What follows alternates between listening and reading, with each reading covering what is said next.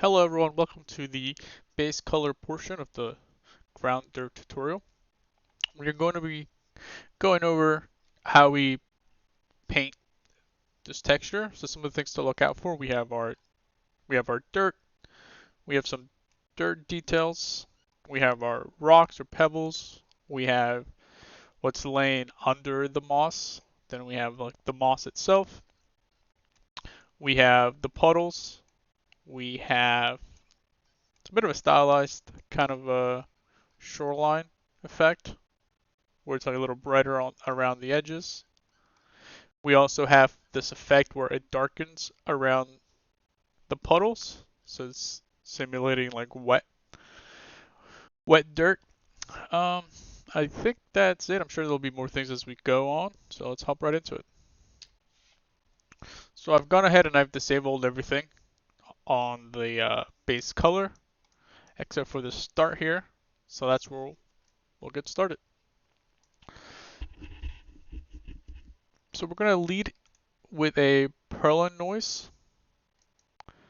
and then we're going to auto level it to make sure we're getting the full range into a gradient map. Now this gradient map, I'll show you here the values. So here, just look out for the position that the marker is in, and then I guess you could copy the code or the values here. So dark to lighter, and then that kind of gives us just like a random Perlin noise background just to get started. And then that is going to go into this blend here, set to 0.7. I'm just going to turn it on so we can see what it's doing. So you can see a instant difference. Now we need to worry about this right here. So we start from here and we see where this is coming from. This is coming from the final shape auto levels after the sharpen and after this guy here. So from this guy we'll pull and pull into a dot node, and then from it we'll go into a gradient map. And this gradient map is a little different, similar colors, but we have this guy at 0.2, this guy at 275, this guy at 350, and this guy at 575. Make sure to pause the video to get the values. And then from there, I go into an HSL. Now, this HSL is for this wet switch. So, if it's wet, everything's going to be a little darker. So for this HSL, you can see the values here. So this switch is using the wet one we've set up already, so make sure you set it to that one. So if it's wet, it's going to be darker, so the darker one's going to go into true, and the brighter one's going to go into false. Then the result of that is going to go into the foreground here.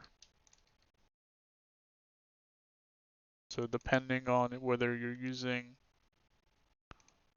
let's go to presets, let's go to my, let's do dry with moss and water. So if I turn wet on, you'll see that this will change colors to a darker one. So we know that this is working, and then it's feeding into this. From here,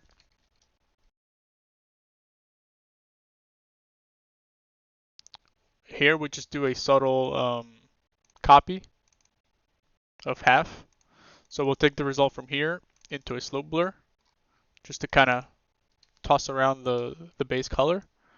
And for the slope, we're using this guy, and if we follow it, it comes from our auto-leveled Perlin noise. So that's going to go into the slope. Set the max to intensity of 1. So we go from this to this, and then from there we feed it back in at 50%, just to kind of get some more interesting base color there.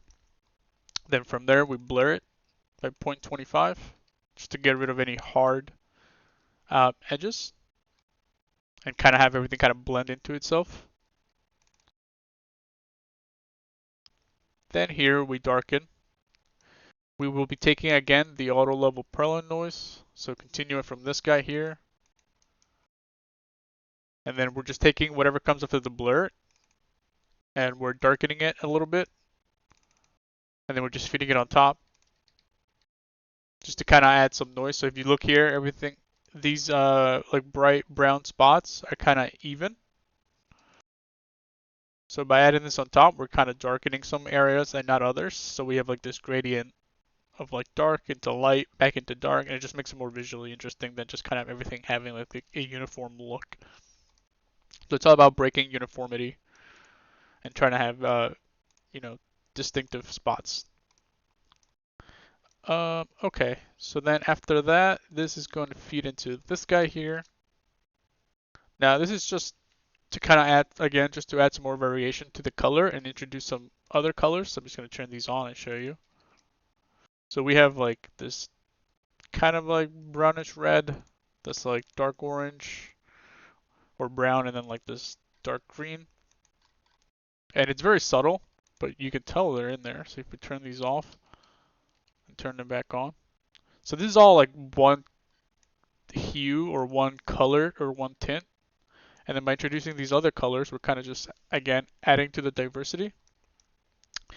So to do that, instead of just adding random noises on top, like I did at the start, at the start it's fine because it's at the start and it's just kind of laying like a foundation. It's going to be kind of layered on top of.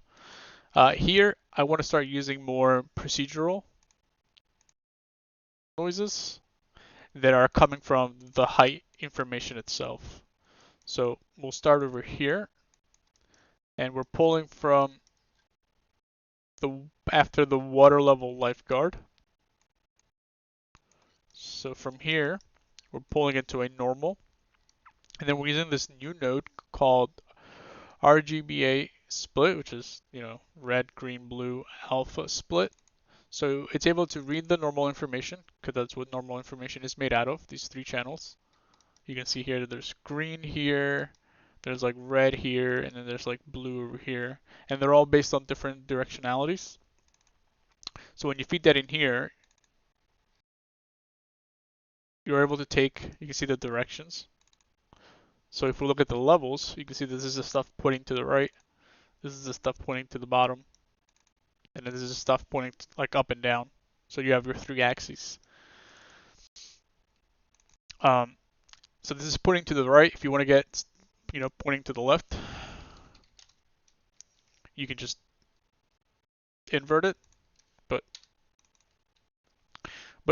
yeah, you could invert it, but you have to invert it before the levels. So right here, so you can see that the brighter values are on the right, like right here. So when you level it out or use the histogram scan, you're going to get it on the right. And if you want to get the left side of it, you have to do the invert first. So I'm going to take the same levels, I'm going to copy paste it. See, now this is on the left. So just keep that in mind, you have to do it before. So I'm using the RGBA split to take the different directionalities of the normal map, and then I'm isolating it with the levels to kind of just focus in on that specific area rather than all of it. So we have this levels here, and let me just tune these values because I just hit auto levels, but to make it easier to read. So that's the first one, then the next one.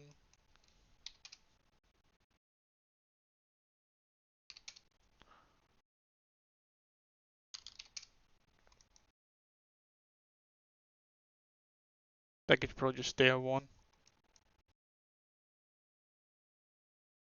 Oh, okay. Never mind. I changed it to 0.9975 because if I go any higher than that, it kind of loses it. And then I blur them all by the same amount of 0.5. And then I, feed each one into the opacity of these, and these are all copies at different values. So this was a 0.4. So you can see here, just to add some more variation in the color. So 0.4, and then you can use whatever color you'd like. And then you can choose your intensity here, how strong you want it. I want it to be subtle. Then here we do 0.35. And these are 16 by 16, just to make it a little easier when you open up the project. These ones set to 0.15. And I put green on top because we're going to have moss, so I wanted, like, a little bit of that green on top, whether there's moss or not, just to kind of make it a little subtle there. All right. After that, we add another layer on top of all these things. So again, if you probably think these colors are too strong or they're showing up too much, we're always layering, so this is going to reduce some of that noticeability on these guys. So if you're like, oh, they're showing too much, just keep in mind that you're going to be layering more on top, more variation. Okay, so here you can see we're adding like another layer on top. We're adding this guy. So to get that, I pulled from here, which is again coming from the final shape auto levels here. And it split and it continues into this ambient occlusion. So I'm going to use the ambient occlusion to get a specific noise. So from here I auto level it to get the full range. I invert it. Then I use a histogram select to tighten it up. Actually, no, I use a histogram select to select a, I think I go over this in a different tutorial, but as you can see, I am basically like sliding through this height map, and then I can choose the range, and you can kind of just go through it and find, something you like. So this is what I went with, because I didn't want to get the crevices, but I also wanted to kind of get the top part of the height. So you can see that this is actually kind of focused on the top. That's why if we go here and we hide and turn on, it's kind of on the top that it's only really changing. There's not much change on the lower levels of the height. So after our histogram select, and here you can turn up the contrast if you like as well. So after the histogram select, I do a scan. Then I blur it a little bit. And then I use the levels here just for the intensity of 0.75. And that's how we get this layering here. And then for this, we're just taking this initial blend here before these colors, taking it from here, splitting, making it a little darker, and then just using that on top. And again, this looks kind of flat, right? There's some areas where it looks pretty even though we've been breaking it up. And then here you can see there's a little bit more interesting look. So always zoom out and just kind of get an overall look. Then here I wanted to add a little bit more contrast in the deeper spots of our height. So from the inverted ambient occlusion, I pull away into a histogram scan to kind of focus in on those spots. And then I blur it a little bit. And then I feed that into the opacity, and that's how we get these darker spots. That way we have a clear contrast between like the high points and the low points, just to create more visual interest. So we're taking from that previous pull into another HSL, again making it darker. Actually, this could probably just be like that, but just in case you want to have different controllers, have your own HSL for that. Then after that, we have this guy. What is this? Okay. So now we're adding kind of like the foundation for the moss to sit on. So for that, we have this guy. So we're going to be pulling from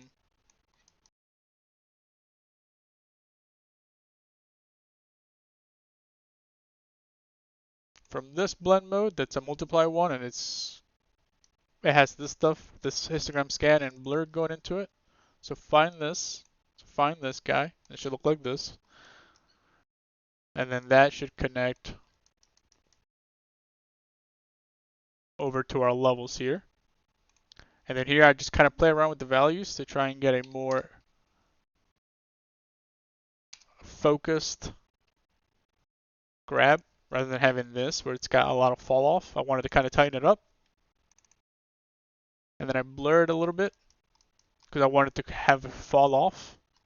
Because otherwise you would have like this, you kind of see like this line here where it starts to fade.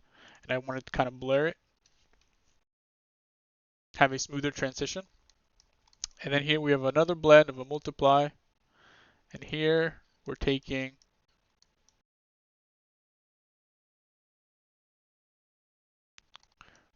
from the blur rather than the blend. So we're taking this guy. We're just following it. And that's going to go into this guy.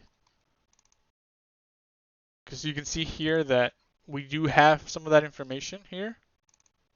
But it's kind of been covered up by the blur.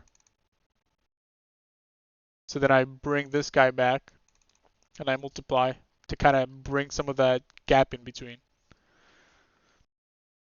back. Because if we look here, if I turn this off, you can see that the we'll call it the moss bed, I guess, what's under the moss. Here it's a little bit more solid, but I wanted to have some breakups so that it's not just like a uniform blanket of moss, and I kind of wanted to be broken up. So then after that, you can see here that I break it up even more. I want to have some spots that are more faint, otherwise it would just look more uniform. But turn this off as well. Turn this off, it kind of looks like this. And then here you can see that we start like breaking it up. So after this guy, we have another multiply here set to 0.5. And then we have a blur that feeds into the foreground, but what goes into the blur? Let's follow that. And it's coming from those levels. So this like cell 1's noise that we created from the height information, we're going to pull from there into this blur, and it's going to split to make sure you have a connector. And then we blur it a little bit. And you can see that we're using that to kind of break up some of that uniformity. Then here we do another multiply, but this time it's 0.25, and we're using that again, but before the blur. So we have like a blurred version, and then we have a tighter version. And they're both working together, even though it's using the same cells thing. We have a blurred, and then we have a tighter one. Then we have a levels here.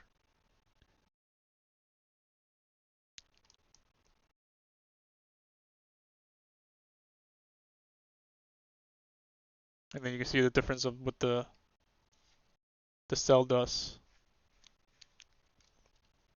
I thought it was maybe a little bit too much of a fall off, and I wanted to kind of tighten it up so that the concentration of the moss bed is a little stronger.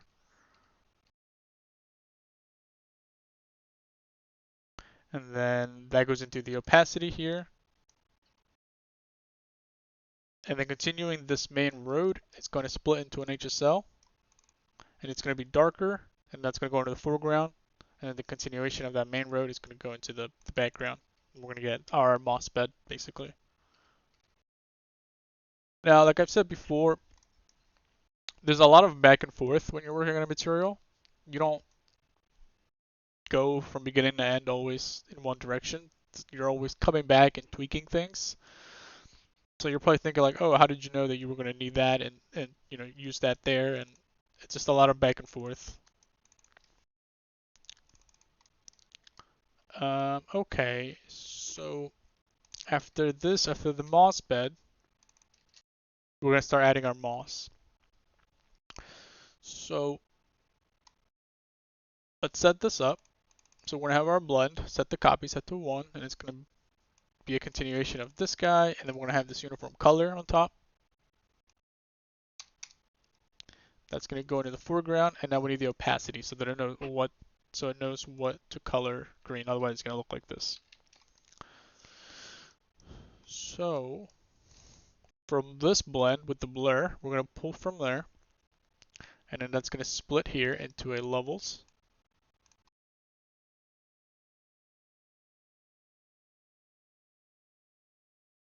And you can see here that we just increased the amount of white. And then we do another multiply. And then we're using that noise again that came here before the blur. And then we used here the cells one. We're going to continue here. And then it's going to split into here. And then we're going to bring back those kind of like veins. And you can see here that if we didn't have this, it would just kind of be solid green. But we wanted to have some of that breakup again. Similar breakup to what we had on the moss bed. Now we have also on the moss. So you can see we have like these little clumps.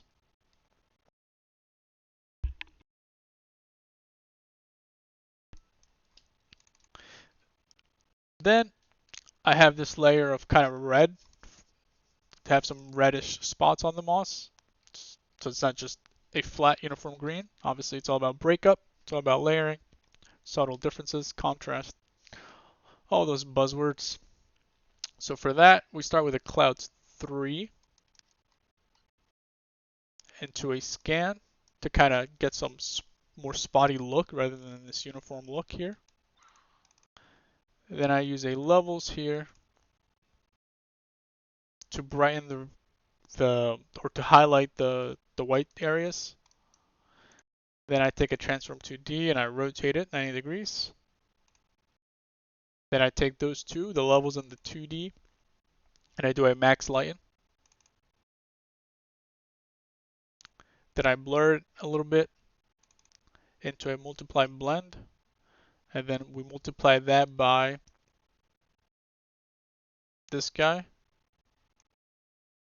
that comes from after the multiplication with the blur, cells 1. So we're going to follow that.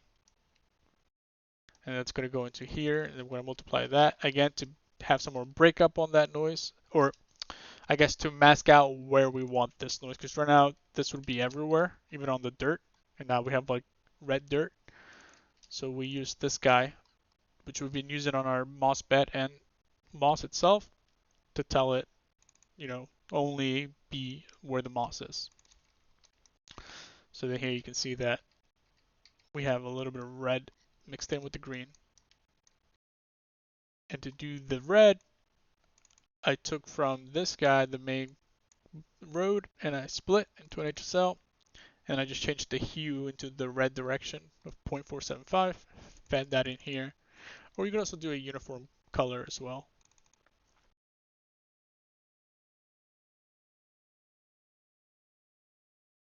Then we have the highlight. So like these little details. And to do that, we'll start with this, the easy stuff. So we have our uniform color here. Feed that into the foreground, the continuation of this into the background. And then for the opacity, we're going to take this mask that we've been using into a histogram scan to tighten it up. And then we're going to multiply it with this guy. If we follow it,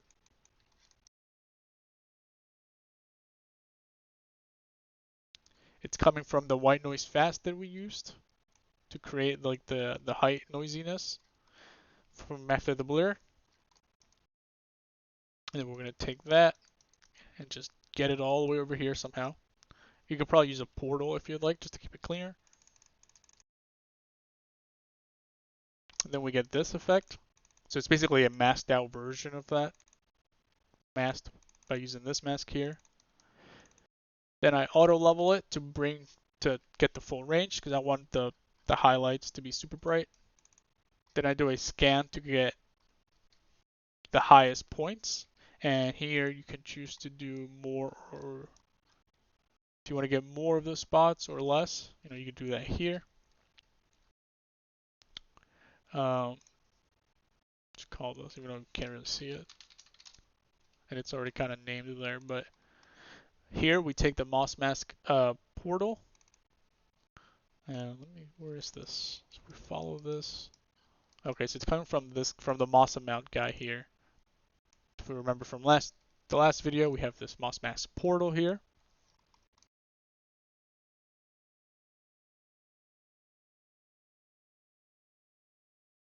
And then we go from this to this. And this has fall off, right? Because it's from the moss, from the scan. So the high points are what's being shown there, and then it has fall off to it. So that fall off, when we multiply, is being applied to this.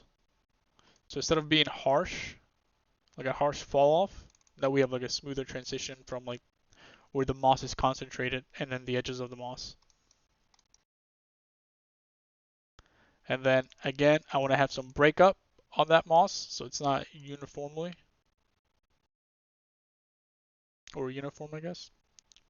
And then for that breakup, we take that same cells 1 that we've been using from before the blur. Boom, boom, boom, boom, boom. Just following that. And then just multiply that. And then feed that on top. And because we're using the same noise, it's kind of staying within the bounds. And it's not like in the in-between, like in the gaps here. Because that should be reserved for the moss bed.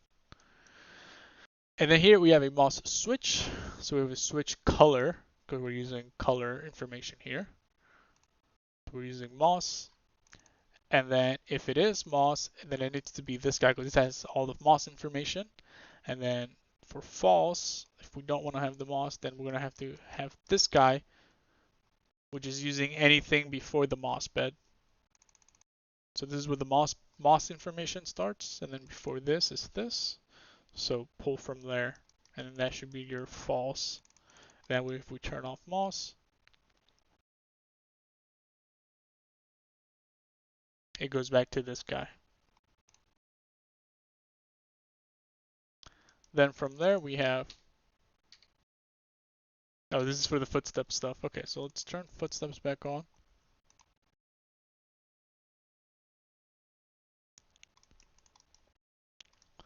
So now we're going to be working on some footstep stuff here.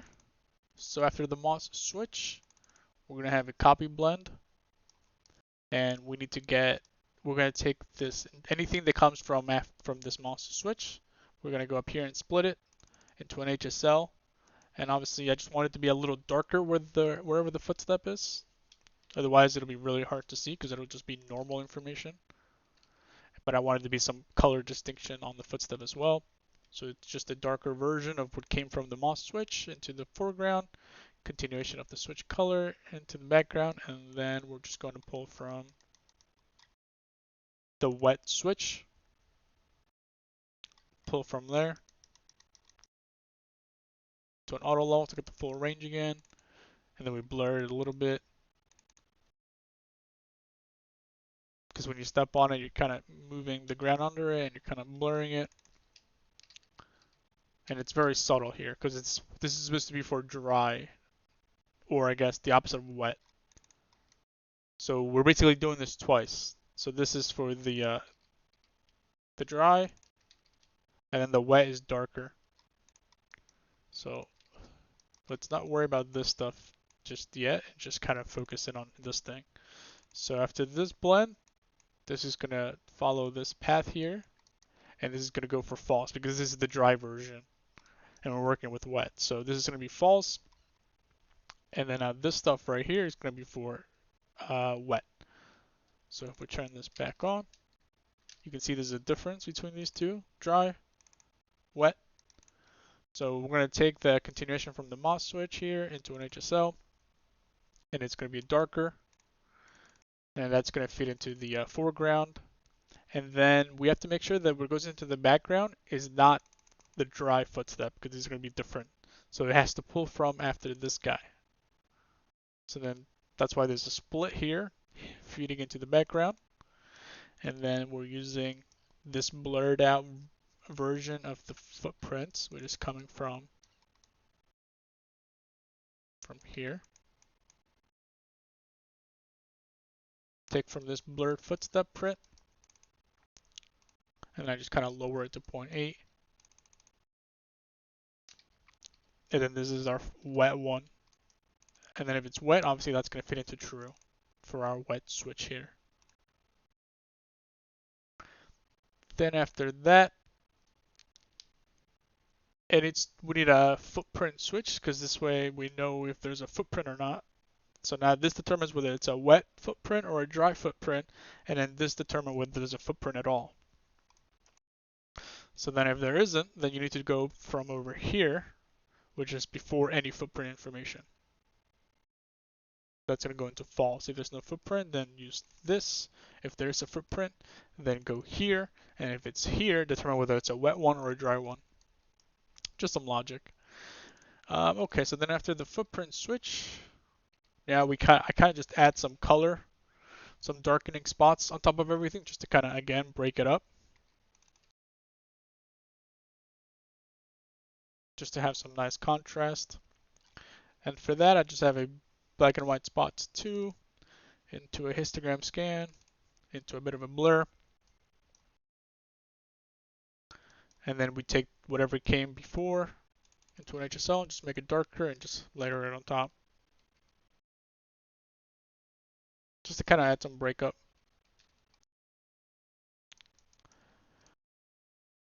Then that feeds into, what's this? Okay, our rocks. I think we're getting close to the end now. Yeah, we're almost there. So our rocks, let's go and follow this. Okay, so I don't think we covered this in the height because this was strictly just for the color. So this should be fun. Okay, so we need to go back over here and we need to worry about all of this right here, which is just repetitiveness, but because we split our rocks into 5 different setups, then we just need 5 of them. Alright, so we are going to take our levels here from after the tile sampler for our rocks and feed that into the background of a blend set to subtract. And then we're going to take the main path here from after footsteps. That's going to feed into the foreground, and then we're going to subtract. And what that's doing, it's giving us a mask. Because our rocks, they're not sitting on top of the height information. They're sitting at the very bottom, and whatever shows, whatever isn't covered by the dirt height is what's left. So here you can see the full range of the rock. So this is the very bottom, this is 0, and then this is the high point of the rock. But if we look over here, you can see that some of it is covered because it's being covered by the height because we're using max lighten. So this is like, if there was no dirt, this is what it would look like, but because there's dirt, some of it is covered. So because some of it is covered, we can't use this as a mask because then the extent of the color of the, so if we were to use like a histogram scan and change this to 1, this would be the mask that we would get. That's the max, that's the bounds of the rock. But if we try to use this and layer it on top of this, so don't worry about this, just watch. So here you can see there's the rock after the max lighten, and then here's the mask, and it doesn't work because the mask is bigger than what's actually being shown for the rock. So we need this mask, and that is why we do this subtraction here. See how these match? So we took the levels that went into the background, and then we took the dirt and we put that on the foreground, and then we subtracted to get this. Now that we have the actual mask, we do a histogram scan to get it black and white. And then here I do a non-uniform blur to kind of have a fall off building from the edges towards the middle. So after we have this, we're going to split into a separate highway, otherwise it would collide with these guys, and I don't want that. So then that's going to feed into a max lighten blend mode here, and then we're going to do basically the same thing with our second set of rocks here. So we're going to, same thing we did back here. So you can copy paste this if you'd like, and you can just rebuild it, it's not much. But basically, we're taking from the levels again into the background, and then the dirt information is splitting here, and that's going to be used again for the foreground. Now you don't want to, I mean, I guess it kind of doesn't matter, but just in case there's rocks colliding, I don't want to be using the one with the rocks. Maybe you do want to. I don't want to go down that rabbit hole, but let's just stick to the tutorial here. So we're just going to take from here, and that's going to go into the foreground, and we're going to do the same thing. Subtract to get our rocks, and not these guys, because again, these guys' bounds are bigger than the actual what's being used. So then same thing, we do a scan, then we do a non-uniform, different settings because the sizes are different. And then that's going to feed into here, and we're going to max lighten. So what we're basically doing is we're just doing that for all of our rocks, and then we're kind of blending them together into one set. So then that's going to feed into another max lighten here, and then we're going to rinse and repeat. We're going to take from that main road before any rocks were added into the foreground, take the levels of the rocks into the background, subtract, histogram scan, non-uniform blur, and then feed it right back. Then we do it one more time here for the fourth time. Take the levels, background, take that main dirt road into the foreground, subtract, histogram scan, non-uniform blur, into the max lighten. So by this point, we've collected 4 sets of rocks. We have this one, this one, this one, and this one. So we're up to 4 by this point. Now, from here, we're going to go into another max lighten, but this one has to be done a little differently because we didn't use the tile sampler for the last set of rocks. We used the shape splatter. So this one's going to work a little bit differently. And let's start with, we're going to be using the splatter data to output here because it gives us basically a flood fill of our pebbles. And then we need to convert this into color or into grayscale. So we use a grayscale conversion here. And then from here, we use a histogram scan. And then from the scan, we do again our non-uniform, and then we max lighten it. So the only thing different, I guess, is this conversion here. All right. Okay, so once we have collected all of our... All right, I went on a slight detour because I found some things were weird. But I caught it before we went any further. Also, I think I was working on 4K, but when I actually worked on this, I was on 2K. All right, so after we max lighten all of our non-uniform blurred grayscaled versions of our rocks into one, we're left with this. And then from here, we're going to split into a scan, and we're just going to max it out to get the full bounds of the rocks. Then we're going to pull up into a connector, and then we're going to split into 2. One's going to go into a flood fill, so that we get all our rocks into a nice flood fill, into a flood fill random grayscale. What we're trying to do now is color our rocks, but also color some of them brighter than others. They're all still the same shade of brown, but some of them are darker and some of them are brighter. That way they're not all the same color. So that's what we're trying to do now. So we take the flood fill into a random grayscale, and then you can see that these are super dark and these are like super bright. So I want to decrease the range between those two, the highest and the darkest value. So I use the histogram range to squish that range. And then I want to still have that black background.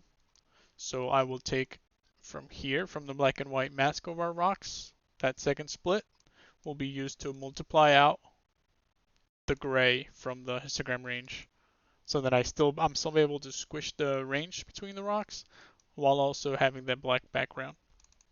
So then I take that and I use a gradient here so that the darker rocks go down to this value and the highest ones go up to this value.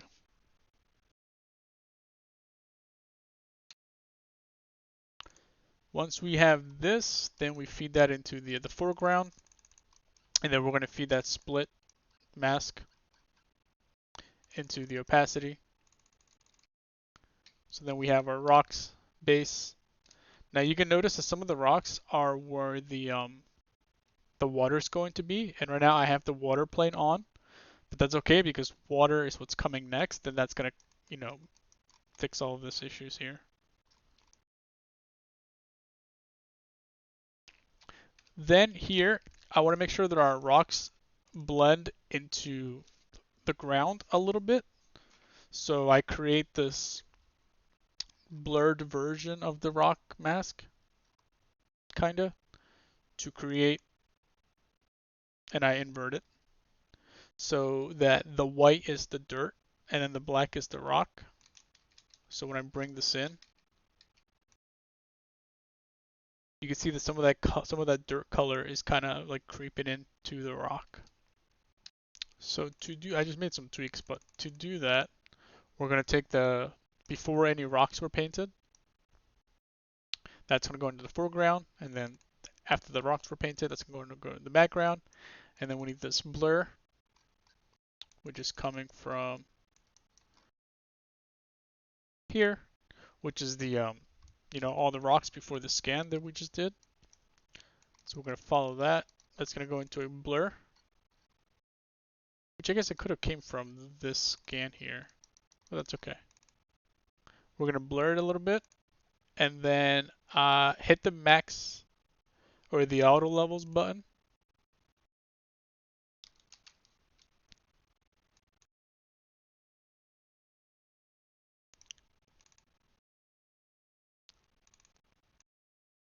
And then that's going to go into the opacity. And now these are where the initial rocks. And then you can see that the ground before it is kind of creeping into the rock. And we can probably tweak it a little bit here if we mess around with this.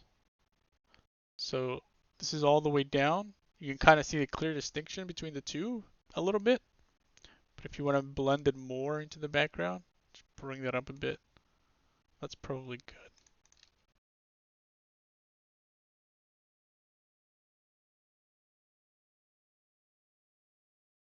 And you can probably just tone this down a little bit so it's not so powering.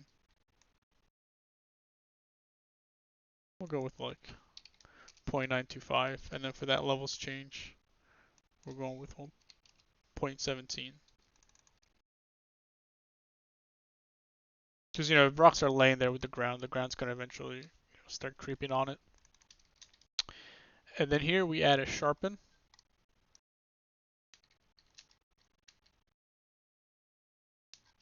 Actually, I don't like what it's doing here with these rocks, so I'm going to move this sharpen over here before any of the rock information. And then I'm going to feed that in here. And then this is going to continue here. Get rid of this. That's going to go in here. Yeah, that way that isn't what was happening before is not happening on the rocks. And then the rocks can still blend in smoothly. And I think I still break it a little bit up ahead, but we'll see. Alright, so that's enough for the rocks. Now let's move on over here for our water level. So now this is what's going to cover all that bad stuff up. That's the footstep there, cool. Okay, so we have a uniform color, so this is going to be our water color. Should probably call this.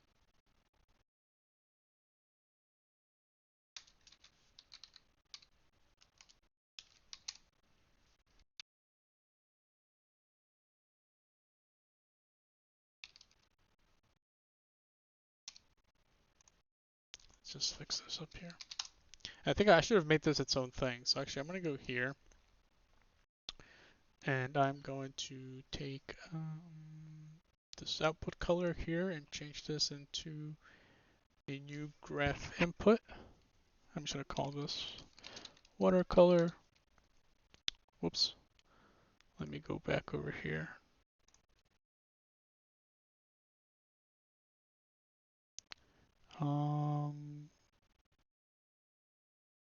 Which one was it? Oh, it's called output color. Okay. So we go here, output color. Yes, yeah, this should go watercolor. Okay. So now we'll be able to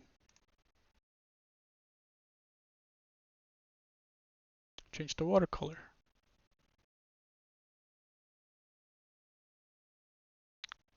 All right, cool. So that's going to go into the foreground. This is going to go into the background, obviously. And then we need our water level mask here. I don't remember if this is the first time we used the water level mask, but this is coming from the invert here from the portal that we made in the previous tutorial. And that's we're going to be using that mask to add our color. And then here we have our, like I said, we have like this very faint, subtle shoreline here to kind of add some distinction between the dirt and the water. And to do that, we take that water mask, then we do a non-uniform blur grayscale. So then you see here we start giving it some fall off to the edges of the water mask. Then we invert it because this is what we want here. Now we don't want this white, so we take that same mask and we multiply it out. So then we're left with this. So then this is our shoreline mask, and you can see it's taking into account the rocks and everything. And then we just I use a levels here to kind of tighten it up because I don't want it to fall off that much because otherwise we'll be left with this. And I kind of wanted to have the shape be more defined. So I added this levels here. Here are those values. And then I just take the watercolor and I just take an HSL and I make it brighter. So just a brighter version of the watercolor value. And now we have that. Now here's where we add the darkening of the edges of whatever the puddles or the water is touching. So to do that, we take the main graph here, we darken it, and then we feed it back on top with a copy. And now we need this guy. So now this is, I'm not sure if we covered this because this was not part of the height, but basically we're going to go back over here. We're going to take this scan here, which is the invert, or which is the original mask, which is the invert of the water mask. And then we're going to do the same thing, non-uniform blur, to get it to fall off from the mask back into itself. Then we invert it, and then we multiply it out with the water mask, or with this invert. So then we're left with this. So just like we did with the shoreline, now this is the fall off is on the other side. So we take that information and you put it into our levels.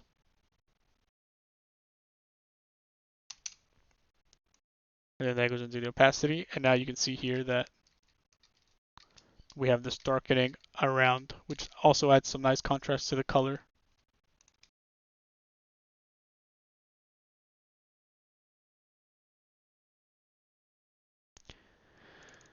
All right. Then after that, we have our usual housekeeping stuff, which is just a little bit of like highlighting. To do that, we took a normal from after everything, the water level stuff. So from here, a normal with an intensity of 10 into a curvature smooth. We've done this plenty of times. Into a gradient map, feed it up here into an overlay, set to 0.2 or whatever your liking is. And then we take that normal into a curvature Sobel, into a gradient map. We do another overlay, but this one's way more subtle. Otherwise, we get something like this, which is way too noisy.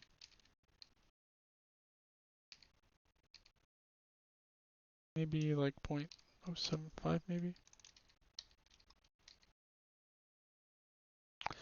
And then we have, what's this? Now here I just wanted to kind of exaggerate the high points of everything. So like the high points of our footsteps, the high points of our rocks, the high points of our moss. So just the high points of the height information. So you can see this rock here looks a little nicer, just a little more exaggerated. So we just take a curvature sobel again, or we could just probably pull from here. Or actually, no, because this one has a different value than this guy. So I used a different sobel into histogram scan, and then I blur it a little bit.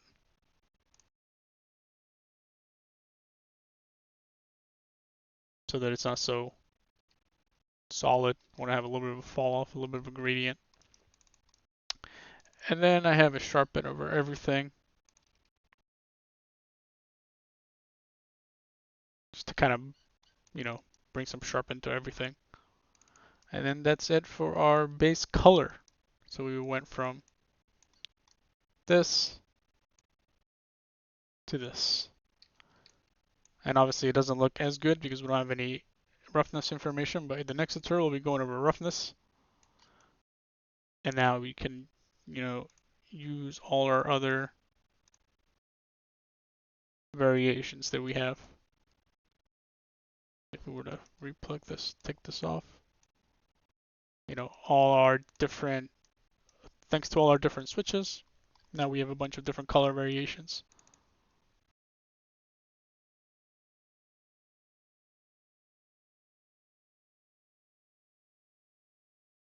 The darkening of the shores and stuff and the shoreline water, it's all working because it's all procedural.